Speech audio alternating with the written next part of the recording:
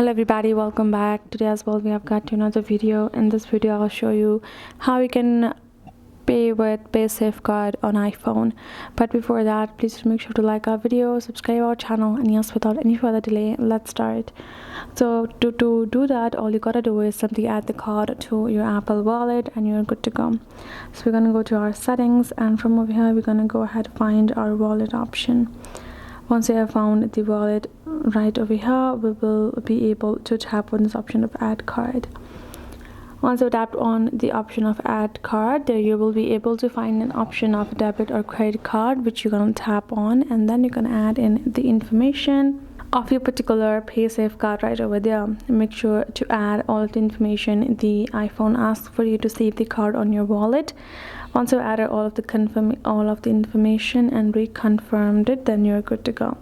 Your card has been added, and when you're paying, make sure you change the card from your wallet to PaysafeCard for that to be the paying card, and then you can start tapping and paying from your wallet itself or from your iPhone.